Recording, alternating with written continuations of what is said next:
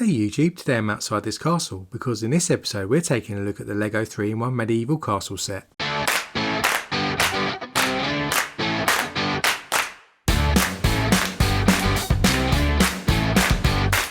Hey everyone and welcome to Brick Talk TV, hope you're well. In today's episode we're going to be taking a look at this 3-in-1 medieval castle set. This set was released earlier this year in 2021 under set number 31120. This set comprises of 1,426 pieces which are spread over 7 bags in the box, so it's quite large for a 3-in-1 set. It also contains 4 minifigures. I actually never owned any castle sets the first time round, but with the recent LEGO Ideas Blacksmith set, which I really enjoyed building, I thought the opportunity to build a medieval castle would be great, so I jumped at picking this one up. If you want to see a review of the Blacksmith set, do check the card out here. And do remember to hit that like button and hit subscribe for future LEGO 3-in-1 reviews we do on this channel. But back to today. Let's take a closer look at the minifigures to start us off. In this set you do get 2 minifigure Black Falcon soldiers. This is the first one and it's a female soldier where she's holding a spear and a shield to defend the castle. You can see she's got a nicely printed torso with the Black Falcon imagery, and she's also got printed legs showing some of her uniform and protective armour. The shield is printed of course with the Black Falcon crest, and she's also sporting a nice helmet.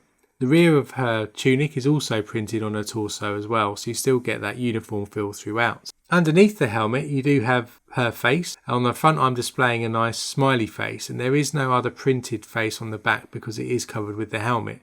So with this one you are stuck with one facial expression. Next up you have a male soldier. So this is the complete set of the 2 soldiers now in the castle, and this soldier is sporting a bow and arrow.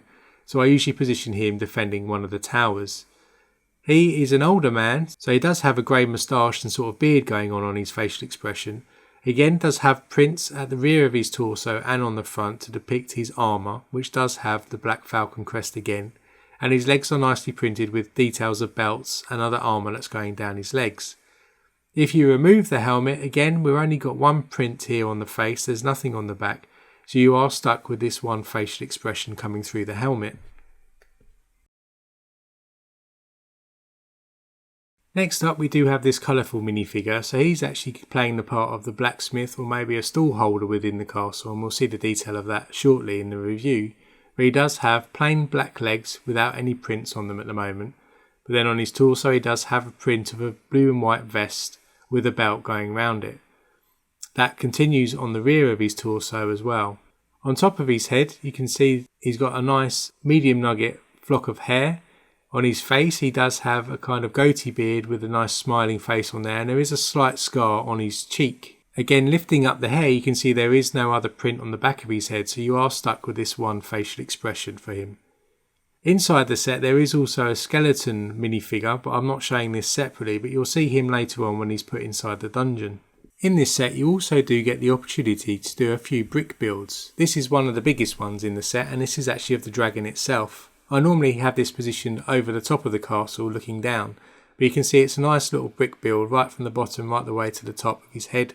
There's some nice interesting detail, and they've put various ball joints in here to allow you to position the legs and the wings in various different situations, which allows you great control over posing him in terms of attacking the castle. You can see this looks very distinguishable as a dragon. You've got the nice flame coming out and the various scales coming down the back of his tail, as well as the sharp teeth and horns coming out of his head.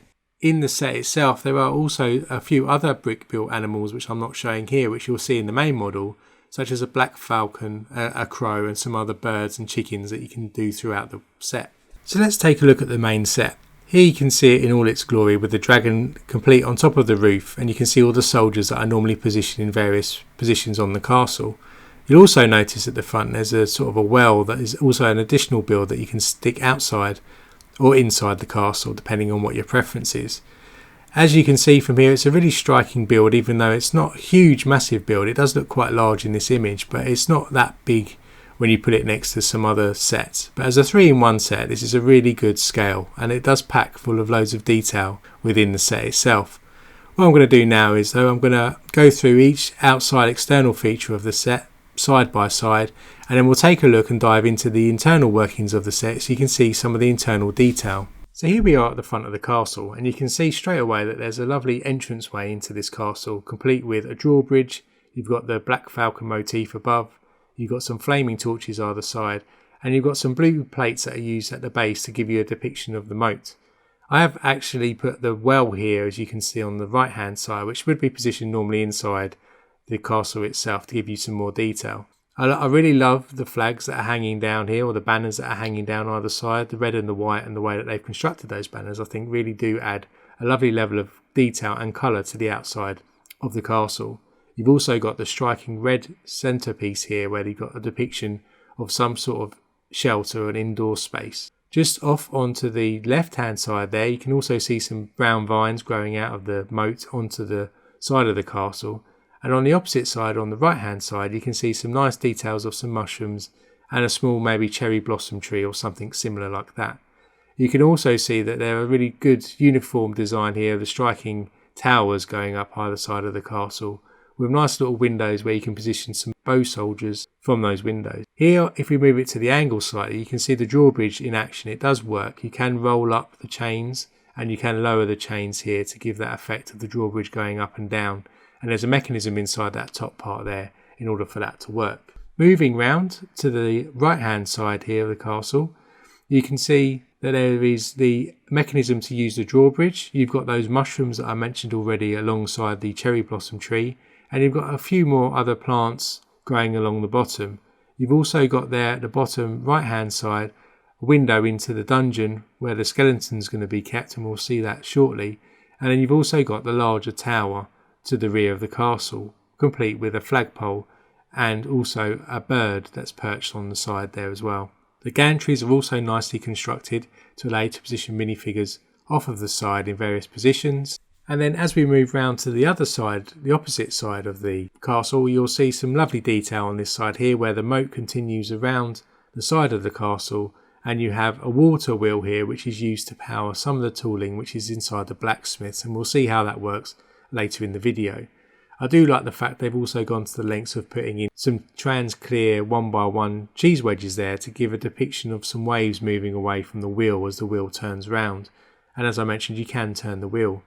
You can also see some foliage on the side there of the castle with maybe some ivy or some plants growing up, and you can see the continuation of the yellow colours to build some of the outside buildings which are used to house some of the soldiers and the king himself. That actual left hand side area is where the king's throne room is. Here you can see the water wheel moving round by my hand moving it round, and you can move it in either direction, and that works something on the inside which we'll see shortly. Around the rear of the castle you can see a nice brick built collection of chickens, a cockerel and 2 chickens, which are hanging around outside of an archery target at the rear, which you may also remember if you built the blacksmiths, there was the archery target on the tree in that build too. You can also see at the top there's a weather vane with either a bird perched on it, or it's a bird which is part of the weather vane as well, which is brick built, and that's a nice little build as well. We also have the other side of the throne room depicted here in the top right hand corner in the yellow building you can see. At the rear here is also where you'll start to split out and open up the castle, because the other side are connected to the main castle using hinge pieces. So here as we open it up you can see the internal workings of the castle itself, and again you've got another load of detail right packed inside of this castle. On the left hand side, which is the area we're going to zoom into first, you'll notice that we've got a dungeon here which is where the minifigure skeleton is actually kept at the moment. You'll also see that there's a small market stall which is complete with a barrel and a big crate full of fruit and vegetables and a French stick, and that is also sheltered with an awning that you build out of curved tile. You can see there are various ways to position minifigures here, both at the top of the tower and also on the gantries that go across either side of the castle round the market stalls. If I open up this door you can get a really good look here of the skeleton minifigure that's sat inside there, and inside that little dungeon there is a little gold cup where there is some drinking water for the soldier, which is obviously not worked in this case. If we move over to the right hand side, on the opposite side of the castle, this is where you can see the blacksmith area in work. You can see a nice little mouse with a cheese wedge on the steps there, and you can see some armour that's currently being built by the blacksmith. In the middle there is a big fire pit where they're going to be melting iron and steel and various other metals in order to make swords, and you can also see an anvil onto the side here with a hammer and that is the mechanism that is connected to the water wheel outside. And so when the water wheel does turn round, there is the ability for the hammer to strike the sword that's currently in the anvil. We do have tools here that are being powered by the water from the outside, and you can see that here depicted now, that as this cog goes round, it strikes the hammer, which then helps strike the sword with the hammer.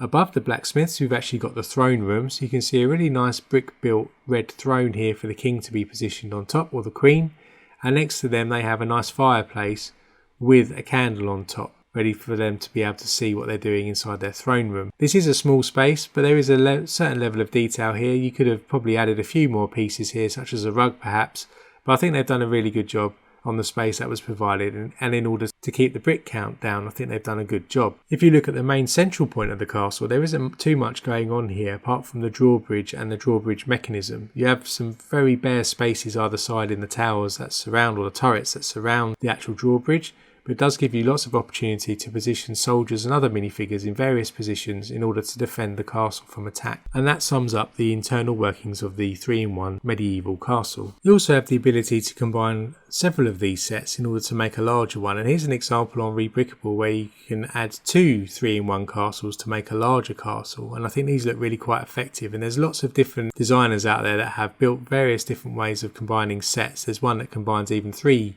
sets together to make an even larger castle, so I'll probably be looking at that in the future as well, and seeing how much it costs to put together. So most of these usually combine just the existing 3-in-1 sets together with no additional bricks, but you can see here that some people have got some really good ideas and other videos as well, so do check them out if you want some more inspiration of what you can do with your 3-in-1 castle in order to expand it and to change the design even further. So overall, this was a great build, even with my high hopes from the Blacksmith set, and even though this is quite a small set and a 3-in-1, it still had some great build techniques for me, and as a newbie to castle building, it really showed me some great ways to go about it. It does inspire more ideas to build a LEGO castle, and there are some great mocks using several sets, as you can see here. It does inspire me for more LEGO ideas around castles, and I know that on Rebrickable and other websites there are a few mock designers that have created larger castles combining several of these sets into larger castles. So I will be tempted to buy a few more copies of this set and probably expand this castle further in the future. To be notified of that, hit that subscribe button to keep an eye out on the channel to see how I'm going to expand the castle in the future. If you're looking for something different or to relive some castle building from your childhood, then this set won't break the bank, and you can't do much wrong in buying this set. As always, if you found this review helpful, hit that like button and hit subscribe with the bell notification turned on to be notified of future 3-in-1 reviews. And until next time, stay safe and I'll see you then.